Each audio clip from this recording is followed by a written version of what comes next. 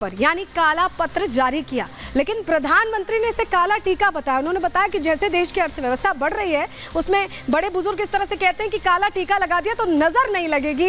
इस पर भी उन्होंने कांग्रेस का जो रंग था उसे फीका कर दिया है। इस पर विस्तार से बात करेंगे, लेकिन पहले आपके लिए दो तस्वीरें देखना बहुत जरूरी है। ये दो तस्वीरें आज की हैं, तस्वीरें आपके सामने रख देते हैं जहां श्वेत पत्र जारी किया गया है। लोकसभा में निर्मला सीतारमण को आप देख रहे हैं और राज्यसभा में भी निर्मला सीतारमण को आप देख रहे हैं। एक जो दशक था पूरा यूपीए सरकार का, क्योंकि अभी जो एनडीए सरकार है वो ये कहती है कि आर्थिक कुप्रबंधन इस हद तक था कि उसे मैनेज करने में एड़ी चोटी का जोर लगाना पड़ा है, देश को यहाँ तक लाने में एड़ी चोटी का जोर लगाना पड़ा है। तो पूरा बहीखाता हिसाब किताब पूरा पेश किया गया यहाँ राज्यसभा में भी और लोकसभा में भी, और इसको लेकर बयानों के तीर भी खूब छोड़े गए, खूब बयानबाजी हुई है। दिन भर की क्या राजनीतिक घटनाक्रम रहा है, एक झलक पहले उसकी आपको दिखा देते, फिर विस्तार से चर्चा करते हैं।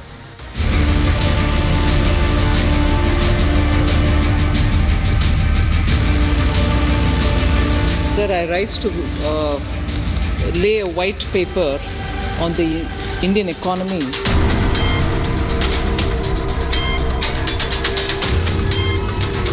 वे कामयाबों को सुनाते हैं और उनके फेल्यूअर्स को छुपाते हैं।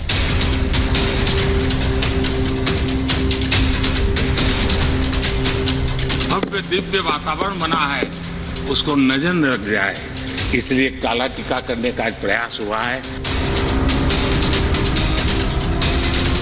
इकोनॉमिक सिचुएशन को कैसे खराब किया इन्होंने, वर्तमान मोदी जी के नेतृत्व में इन 10 सालों में कैसे हमने उन खड्डों को भरा।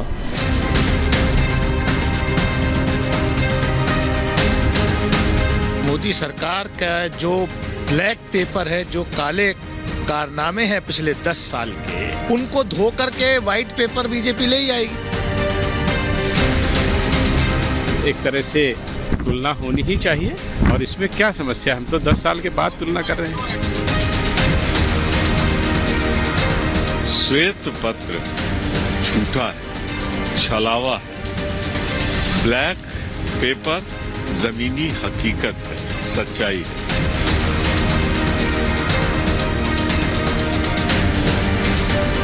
मोदी जी की सरकार सबसे बेहतर सरकार रही है। अब कांग्रेस अपने काले चिट्ठे से परेशान हो रही है। तो 24 की लड़ाई बिल्कुल सर पर है और यही वजह है कि व्हाइट और ब्लैक की लड़ाई छिड़ती नजर आ रही है। लेखा जोखा जहां बीजेपी सरकार पेश कर रही है, वहीं कांग्रेस धोखा बताते हुए ब्लैक पेपर शेयर करी। जरा तस्वीर आपको पहले दिखा देते हैं। आज सदन के अंदर जो तस्वीर रही बहुत रोचक रही है। तस्वीर आप देख रहे हैं, श्वेत वर्सेस श्याम की ये लड़ाई, 24 का चुनावी दंगल शुरू हो चुका है। ये तस्वीर ये बताती है, क्योंकि एनडीए सरकार जहां बता रही कि 10 साल में किस तरह से चैलेंजेस रहे हैं उनके लिए, क्योंकि जो पिछली सरकार थी उसने बहुत सारा सेटबैक छोड़ रखा था, उसे वापस अर्थव्यवस्था को पटरी में लाने में बड़ी मेहनत बड़ी मशक्कत करनी पड़ी है। वहीं 2 कदम आगे बढ़ते हुए मल्लिकार्जुन खड़गे सुबह ही ब्लैक पेपर जारी कर देते हैं, जिसको भी एनडीए उनका पूरी तरह से प्रधानमंत्री मोदी उसे विफल कर देते हैं। और ये जो आज रंगत थी, इसका असर अब हम आफ्टर इफेक्ट के तौर पर देखेंगे चुनावों में, आफ्टर इफेक्ट के तौर पर देखेंगे चुनावों में, क्योंकि अब चर्चा छिड़ चुकी है अर्थव्यवस्था पर और ये दूर तक जाने वाली है, क्योंकि आंकड़े भी पेश किए गए हैं। रणनीति क्या थी बीजेपी की ये श्वेत पत्र लाने के लिए? चलिए आपको जल्दी से जानकारी दे देते हैं, क्योंकि 99 साल पहले शुरुआत हुई थी, कोई पहली सरकार नहीं है जो ये श्वेत पत्र ला रही है। आपके सामने जानकारी रख रहे हैं। 2004 से 2014 के बीच फैसलों की समीक्षा की गई है, यानी मनमोहन सरकार जो थी उसमें जो फैसले लिए गए हैं उसकी समीक्षा यहाँ पेश की गई है। यूपीए सरकार के आर्थिक फैसलों का ये पूरा लेखा जोखा है जो डिटेल्ड शेयर किया गया है। मोदी मनमोहन सरकार में अंतर बताने की कोशिश की गई है, क्या डिफरेंस रहा है, किस तरह से फैसलों में नीतियों में उसका असर देखने को मिला है, ये बताने की कोशिश की गई है। कंपैरेटिव स्टडी है, यूपीए कार्यकाल में पॉलिसी पैरालिसिस का आकलन किया गया, किस तरह से जो पॉलिसीज थी उनको पैरालिसिस की स्टेट में रखा गया, बहुत ज़्यादा इफेक्टिव नहीं रही, उसका आकलन किया गया है। आंकड़ों और तथ्यों पर ही रिपोर्ट आधारित है, यानी ये रिपोर्ट फैक्चुअली हर चीज़ को मॉनिटर करते हुए बनाई गई है।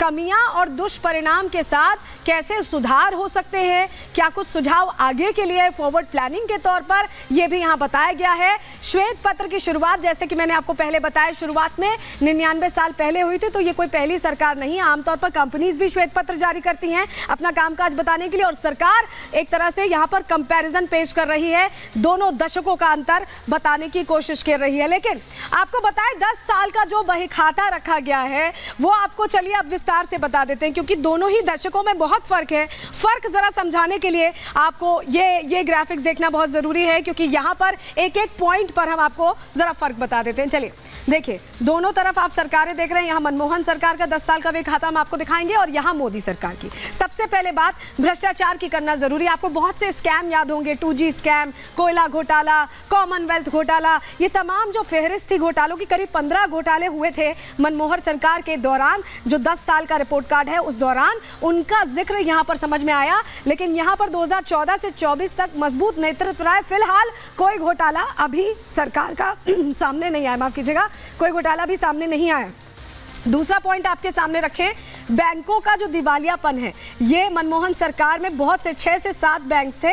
गणेश बैंक था, ING वैश्य बैंक था, बहुत सारे बैंक थे जो कि दिवालिया हो गए। पैसा लोगों का डूब गया, लोग परेशान हुए। लेकिन यहाँ पर जंग का माहौल है, आप देख रहे हैं यूक्रेन वॉर रही है या अभी इजराइल वॉर रही है, उस दौरान भी जंग के माहौल में हम देख रहे हैं कि मजबूत अर्थव्यवस्था है। भारत कम से कम यहाँ पर चैलेंजेस नहीं फेस कर रहा है, क्योंकि पूरे ग्लोबल एरिया में अनरेस्ट है, फाइनेंशियल अनरेस्ट क्रिएट हो गया है, लेकिन भारत स्टेबल इकोनॉमी बना हुआ है।